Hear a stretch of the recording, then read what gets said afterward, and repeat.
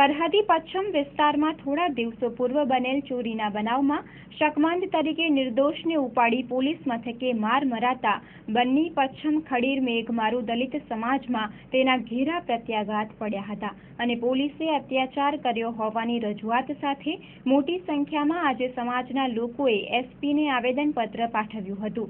દલિત યુવા સંગઠન બન્ની પશ્ચિમ પ્રમુખ રામજી ભદ્રુએ જણાવ્યું હતું કે ખાવડા ફોજદારે મનસ્વી વર્તન કર્યું છે।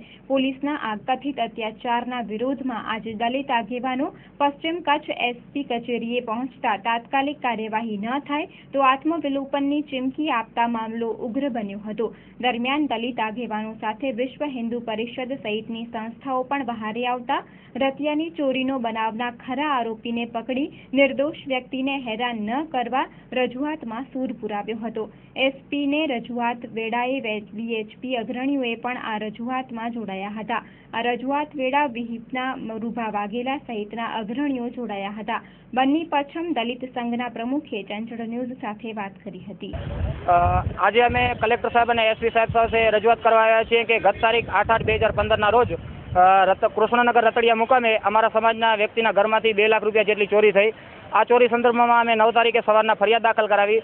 પોલીસને જે પણ કામગીરી કરવાની હતી અમને કામગીરી કરી। ત્યારબાદ અમને કહ્યું કે તમે શકદારોના નામ આપો। અમે શકદારોના નામ પણ આપ્યા।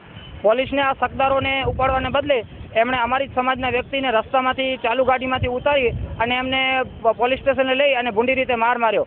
આ ભૂંડી રીતે માર માર્યો અમને જ્યારે ખબર પડી ત્યારે અમે સમાજના 400 જેટલા માણસો મળી અને ખાવડા પોલીસ સ્ટેશન ઉપર ગયા। પીએસઆઈ સાહેબને મળીને વાત કરી તો પીએસઆઈ સાહેબે એવું કીધું કે મેં કોઈને માર માર્યો નથી। અમે કીધું કે તમે એમને રૂબરૂ બોલાવો। એમણે રૂબરૂ બોલાવ્યા ત્યારે એ ભાઈએ અમને જે એમને માર માર્યો હતો એને જે વાગ્યાનું નિશાન હતું એને બધાની વચ્ચે જાહેરમાં મરાયો। કદાચ હું એક ખોટો બોલતો હોઈશ પણ મારા 400 માણસો ખોટું નહીં બોલતા હોય।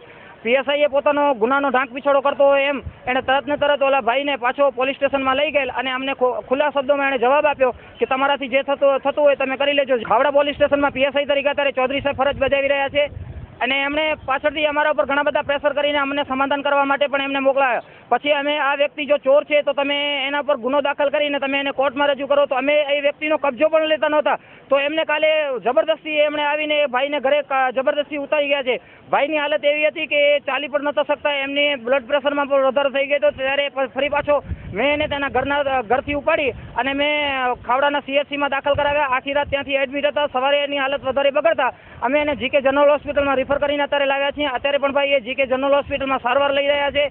ત્યાંના ખાવડાના સીએચસીના ડૉક્ટરે ત્યાં પણ ફરિયાદ દાખલ કરી તો પીએસઆઈએ ફરિયાદ પણ સ્વીકારી નહોતી। આમ એ પોતાનું મનમાની પરિવર્તન કરી રહ્યા છે। આજે પણ અમે આ રજૂઆત સાથે આવ્યા છીએ કે જો આ પીએસઆઈના વિરુદ્ધમાં એટ્રોસિટીના ગુના દાખલ નહીં થાય અમને જો ન્યાય નહીં મળે તો અમે દલિત સમાજના વ્યક્તિઓ સામૂહિક રીતે ત્યાંથી હિજરત કરશું। જરૂર પડે તો અમે આત્મવિલોપન પણ કરશું।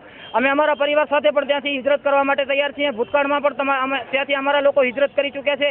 માત્ર ત્યાં કને 2-3% રહેતા હિન્દુઓને જો પોલીસ દ્વારા જો આવી રીતે કન્નડ કરવામાં આવશે તો અમે અમારી વેદના લઈને કોના પાસે જશું?